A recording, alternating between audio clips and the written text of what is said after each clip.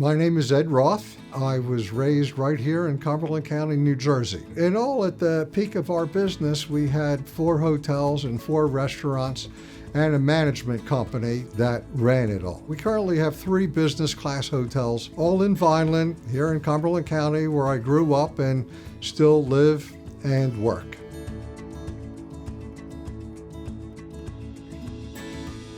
I was asked how I weigh the risk of developing another hotel, because hotels are a big piece of real estate. You have to spend money first to buy the franchise and then to hire the architect and engineer. This is where financing comes in.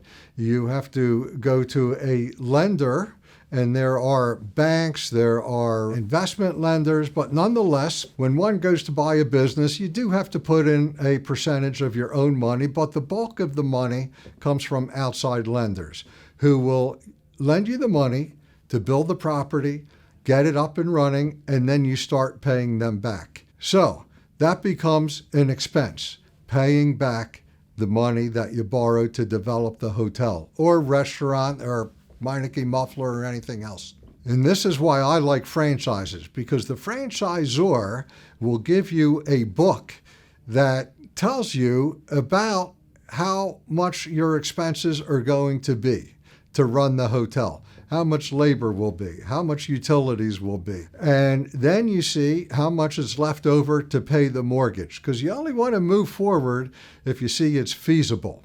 Now, the bank is going to ask for something called a feasibility study.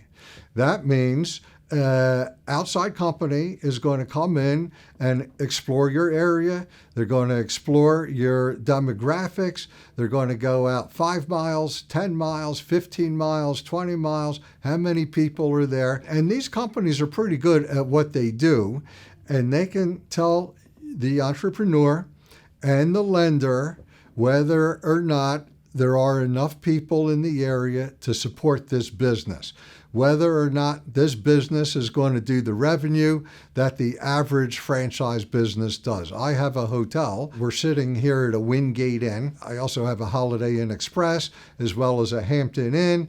They all told me in advance what the average property does in business. I had a feasibility study that said, well, my property should probably do at least the same. And with all that kind of information and input, then we make a final decision whether or not we should move forward.